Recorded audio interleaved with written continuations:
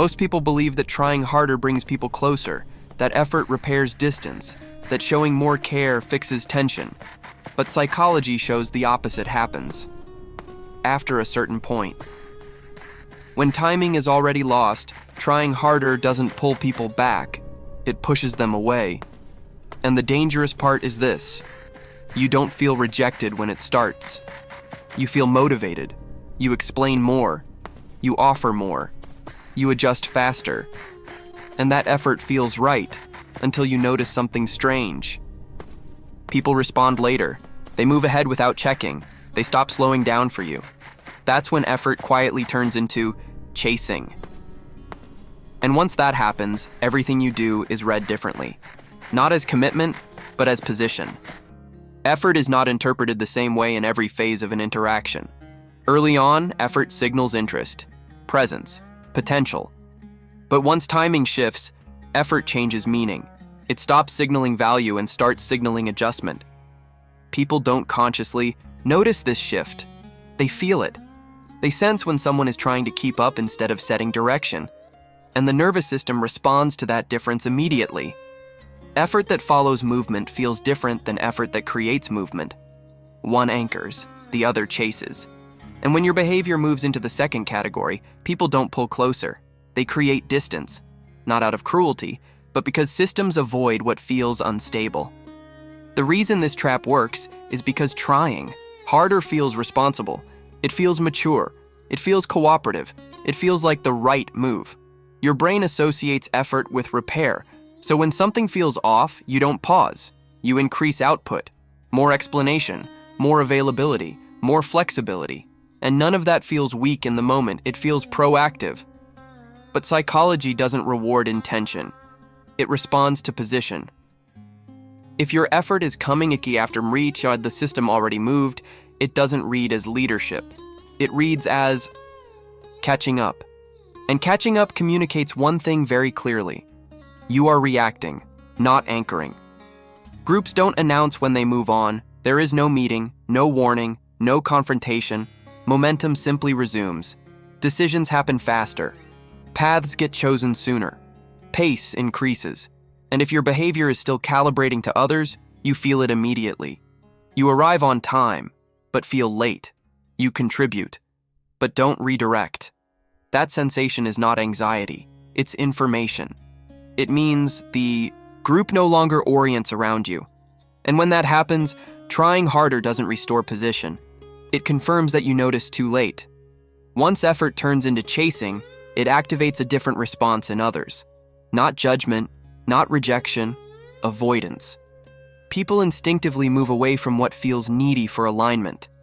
And need here doesn't mean emotional weakness. It means directional dependence. When someone adjusts faster than the environment requires, they signal that they're following. And systems don't organize around followers. They protect momentum. So even when people like you, respect you, or feel comfortable with you, they stop waiting. Because waiting now feels inefficient. The most damaging part of this pattern is that nothing feels hostile. No one is rude. No one excludes you, which makes the loss hard to detect. You're still included, just not consulted. Still present, just not central. And because humans are wired to avoid conflict, your brain explains this away. They're busy. It's temporary. I just need to show more value. But value is not what's being evaluated anymore.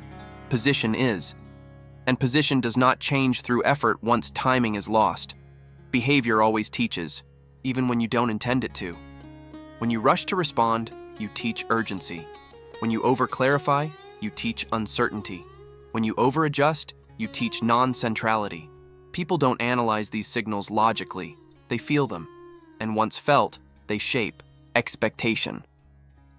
Expectation determines how much space you're given, how much time is allowed, and how much influence your actions carry. So the more you try to prove relevance after timing shifted, the more clearly you demonstrate that you no longer have it. This is where the confusion deepens.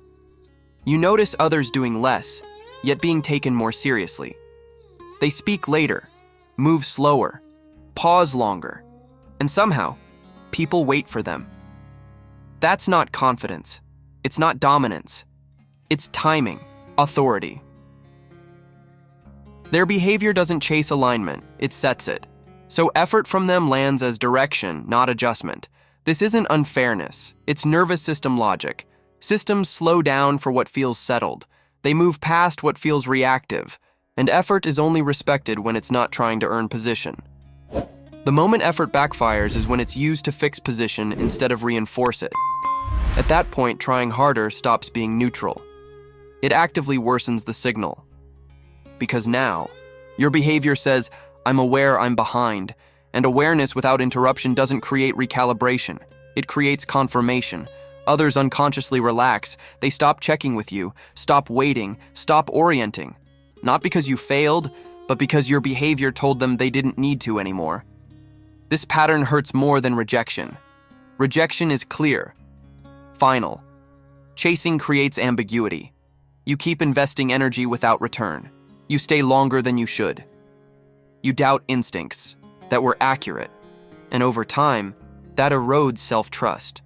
You stop listening to discomfort. You override timing signals. You normalize misalignment. And once misalignment feels normal, others feel it too. They sense that you'll adapt regardless. So they adapt you into the background. Not intentionally, automatically. Insight alone doesn't fix this. Understanding the pattern without changing behavior just makes the loss heavier. Because now you know and still participate. The only thing that forces recalculation is interruption. Not aggression. Not withdrawal. Interruption. Pausing instead of responding. Withholding availability. Letting silence stand. These shifts feel wrong because they break predictability. But predictability is exactly what locked your position. When effort stops chasing, systems slow down automatically. Not emotionally, biologically. The nervous system of others detects when alignment is no longer being pursued. That creates friction. And friction is where ranking updates. Without friction, nothing changes. People don't reassess out of kindness. They reassess when movement meets resistance. If you never provide resistance, momentum carries on, and you remain behind, quietly, indefinitely. Most people avoid this shift because it feels risky. What if I lose access? What if I'm misunderstood? What if I'm excluded? But here's the truth. Those things are already happening, just silently. The difference is choice. Right now, the system is choosing for you. Interruption feels dangerous because it removes comfort, but comfort is what made you optional. If you keep choosing smoothness, you guarantee stability at the cost of relevance. When behavior stabilizes internally, external systems reorganize. Not instantly, not dramatically, subtly. People pause again. They check timing. They wait. Not because you asked, but because you stopped adjusting.